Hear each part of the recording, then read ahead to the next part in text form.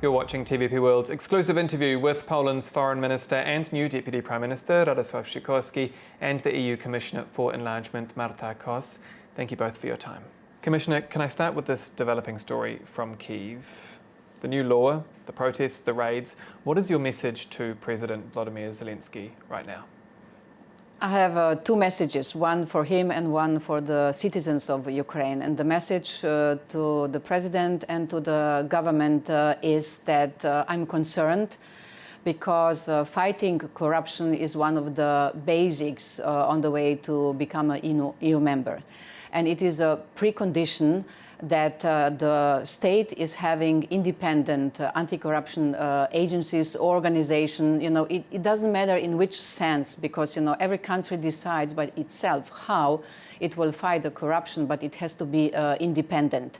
In this respect, I expect that we will go back to the independent agencies. And for the citizens of Ukraine, I would say, I am your biggest supporter, and I will stay your biggest supporter. And helping Ukraine becoming a member of the EU is the most important task I have as a commissioner for enlargement.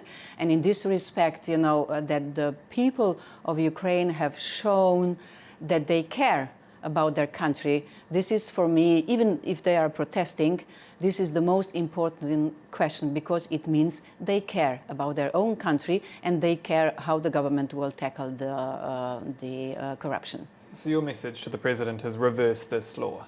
Yes, we will see how this will be done, but yes, it would be great if we would go back to the independent institutions. Minister, we're now seeing some of the largest protests in Ukraine since Russia's full-scale invasion. Has President Zelenskyy failed to read the room here? Has he made a mistake? Well, I can only reinforce what the Commissioner has said. The fastest way for Ukraine to lose the support both of the EU and the Member States and the publics in Member States is to go back to the bad old days of corruption. As a corrupt country, Ukraine will not make it into the EU. We have to be convinced that the authorities from top to bottom are determined to stamp out corruption. So as a neighbour of Ukraine, do you feel that the raids in this new bill are political overreach, or, as the authorities are saying, that there could be evidence to suggest there are Russian spies, Russian infiltration? I'm sure there are all kinds of shenanigans. We sympathize with Ukraine's resistance against Russian aggression, so it is up to President Zelenskyy to fix this. And Commissioner, I want to ask you the same question. Is this new bill political overreach, or have you seen evidence, have you seen suggestions that this claim, the suggestion that there's Russian infiltration could prove true? I don't know about the rationale why these steps have been made. I can only interpret, together with my team in Brussels, what we got. And what we got is that actually the independence of the agencies is now being threatened or has been abolished. So, but in my opinion, the institutions itself are not enough. And I'm speaking about also corruption also in the member states. It exists. It has to be, the feeling of the people. So the people have to recognize what is the problem. And this is why I was positive before in my answer. So it is the sensibility of the citizens of every and each state, to which extent they will accept the corruption or not. The Minister just pointed out Ukraine's EU path. I mean, is Ukraine's accession at risk here? Not yet. Not yet, because the whole accession process is preparing one country for the EU membership, and in this case, Ukraine. There is so much to do, and Ukraine has done a lot. They have done many, many reforms while the bombs are falling on the country, so this is very, very remarkable.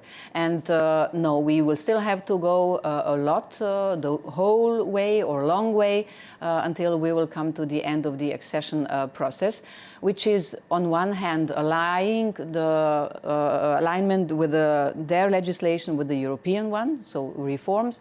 On the other hand, it is also about preparing the country to be a strong future member of the EU. But there is one point where I see the danger, and this danger is now we are speaking more and more about reconstruction or modernization of Ukraine, meaning that the money from EU or from the member states will not be enough. We will have to bring in also the private investors, and private investors will not come if there will be no legal certainty that their investments or their engagement in Ukraine will be safe. So the Minister? I just would like to pick up on one point. We have these challenges in the current member states too. Yeah.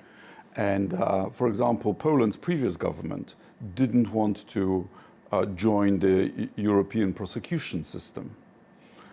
We joined, and it's now being established in more than, not just in the capital. And this is a service that prosecutes crimes against EU funds and transnational VAT fraud. So the direction of travel is important. Are you traveling towards stamping out corruption, or are you going back? And unfortunately, the impression has now been created that there might be going back. And I guess the coming days and weeks will tell the real story, right? Indeed. Quickly, Commissioner, on what you said, that, look, it's not at risk yet, but it is at stake, isn't it? It is at stake. Why? Because, you know, part of fighting the corruption is in the first cluster we intend to open soon. And it is under the name of fundamentals. So it is fundamentally important that the country will have its own institutions who will be able to fight the corruption. And this is, you know, why the preparation for the membership is so important, why the negotiations are taking some time. So we have to have the institutions who will be ready to fight not just for anti-corruption, but also who will be able to resist on anti-democratic tendencies, who will be able to fight against the Russian hybrid war and so on. So this is the meaning of the accession process. Minister, when we talk about Poland and Poland's support for Ukraine, how could this impact Poland's support for Ukraine's EU accession, given that the EU accession process is a merit-based process? Well, you've heard the Commissioner. This is cluster one. This is the cluster which we wanted to open during the Polish presidency. We've had a veto from Hungary. And, you know, Ukraine, please don't give Hungary the pretext to continue to veto opening cluster one, fundamentals. Corruption is fundamental. Do you feel like that what we're seeing here is giving that pretext? It's giving Viktor Orban, Hungary, an excuse to say, yeah, Ukraine's not ready. Not just Hungary. Russian propaganda will be delighted by this. Speaking of the EU presidency, Commissioner, how do you assess the 6 months that Poland spent at the helm of the EU presidency? And speaking of the veto of Hungary, does Hungary remain as the Achilles heel of the European Union? What we see today is, and really congratulations to your presidency, dear Mr. Minister, because, you know, Poland has chosen security as the main topic. And now nearly everything it is about security, which we have to provide by ourselves. So this is really well done. It's not just about Hungary, you know, it is about the credibility of the whole process. And this is much bigger than Hungary, really. And speaking about the Hungary, you know, Hungary has given a green light to given Ukraine candidate status. So it was EU27 decision. And I hope that they will stick to this. The second point, we have just made, it is not public yet because it is completely fresh, a special Eurobarometer on enlargement. 64% of the citizens of Hungary are supporting enlargement process as general in the European Union, meaning that people of Hungary know what enlargement has brought to them, and we are building on this. And speaking about the enlargement nowadays, for me, it is much bigger than just making our European Union bigger in square kilometers or in the number of people. It is about security. It is about having peace in Europe. You know, I'm the generation which grew up in the times of flower power, make love, not war. And I thought personally that if I simplify, that love is enough, that really we don't need to arm ourselves, to be ready for the war. But then, 3 hours and a half after my country has declared independence, the tanks rolled out of the Yugoslav army. So it was a clear sign, the peace or freedom or prosperity in Europe will not come just like this. So we have to do something for this. Coming back to enlargement. And enlargement today is again about peace, having peace in Europe. And if we will get all the candidates, including Ukraine, in the European Union, we will be more safe. We will be more secure, especially, Poland here, having the border with Ukraine and some other countries which are trying to endanger our European Union. Indeed, and as we talk about arming, about the security of Europe, has Donald Trump given Vladimir Putin 50 days basically to bomb Ukraine? Well, I wish the ultimatum was shorter, but good news is that in the meantime, the weapons are flowing and new types of weapons are being prepared for shipment. So it's not an empty 50 days, it's a change of policy from trying to please Vladimir Putin to strengthening Ukraine's resistance capacity. Do you have any hopes for these peace talks in Istanbul? I hope that Russia will eventually run out of resources for prosecuting this war, and then Putin will become more reasonable. And what does what we're seeing in these last few days mean for Ukraine's positioning both in Europe and America and Washington?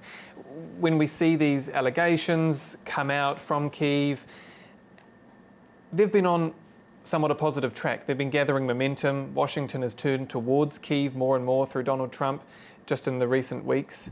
So how does this change that? It risks losing the advantage, the political capital that, as you say, has been accumulated. Commissioner, you spoke, I understand, with the new Prime Minister, Sviridенko, yesterday. What did you tell her and what did she tell you?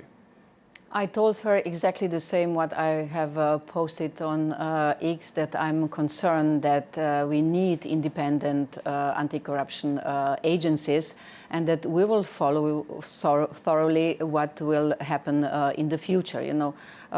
It is one thing having something on the paper. The other thing is the perception. And, controlling the perception, it's much difficult. Because the perception is very different. The perception now in Russia, in Hungary, in my Slovenia, in Poland could be differently. So it is nearly impossible to control. So in this respect, it is very much important that we stay in dialogue, and we will, of course, and we keep explaining and telling and discussing why this is so important. And what was her response to that? Because it was effectively her first day on the job. Yes, I know Madam Prime Minister from before because she was very much involved in the whole negotiation process. We now also have a new chief negotiator. I also talked to him, and we agreed that we should do everything that this will not endanger their way into the European Union. But please understand that I cannot really tell everything what we have discussed. I understand. Minister, Poles in Russia, especially those with dual citizenship, are being urged to leave Russia for fear of being caught up in the military draft. Do we have any numbers of how many Poles could technically be forcibly conscripted into the Russian army? I could check. I don't have them at hand. But remember, if you're a dual citizen, in the country of your other nationality, your other nationality doesn't count. Most countries regard only their own nationality. So you can be drafted, but even people without dual citizenship should be very careful because Russia takes hostages, just like Iran does, and we can't guarantee protection. At the Munich Security Conference earlier this year, you told me Poland is sufficiently scared, given Poland's proximity to Russia. How real is that threat of an attack of the Nordics, the Baltics, on Poland at some point in the coming years from Moscow? Well, you had the new Supreme Allied Commander Europe saying that 2027 might be a year of crisis between China and the United States, and China and Russia now have a no-limits friendship, as you know, and China would find it expedient for Russia to do some kind of diversion if they were to blockade Taiwan, so we should be extra vigilant. You mentioned China there. This China-EU summit is taking place this week in Beijing. Any hopes for that? I think that's one for the Commissioner. Commissioner then? China will not apply for the EU membership. No, no, it's important that... Too many votes in the Council. Yes. It's important that we talk. We talk to different countries, and what I can say now is that since the war in Ukraine and since what's happening now in Europe, the attractiveness of the European Union is on the rise. And for instance, if we see direct impact of what the war has caused, we have the war in Ukraine, we have 2 new NATO members. Who would have imagined? Then we have 3 new applicants for the EU membership. We have 2 new countries who are considering applying for the membership, and there is a huge number or big number of countries who would like to make free trade agreements with Europe. So it means a lot, meaning that we are attractive, that we are probably would be, very important when we speak about soft power. It is about the values, it is about democracy, it is about human rights. And I see here Europe very, very strong. How challenging is it for Brussels? Because on one hand, you have the Foreign Minister of China, Wang Yi, coming and reportedly telling top officials in Brussels that they want Russia to win the war and that it would serve the world order better. And on the other hand, you need to go and talk because they're an economic superpower. As I have said, it is important that we talk. The worst will be not talking to different countries because of different reasons.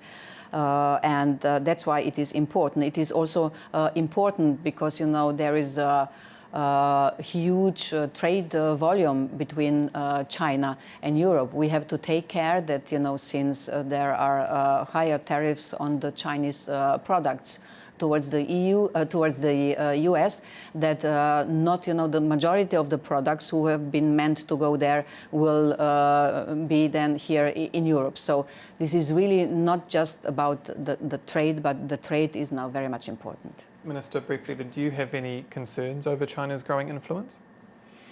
Well, China is 1/4 of humanity, has made a huge leap from poverty into prosperity, has made huge strides in modernization, more fast trains than the rest of the world put together. This is really impressive. But at the same time, it's building up its army very rapidly, including its nuclear forces, and has an official policy of forcing a unification with Taiwan, which of course is China's neighbors perceive as destabilizing. So it's a mixed picture. When I was in the European Parliament, I co-authored a report on policy towards China, and the slogan there, which I still stand by, is collaborate where possible on climate, on countering terrorist threats, compete where needed, obviously in economics, technology, and confront where necessary. Because you also have the issue of human rights abuses, right, in China itself.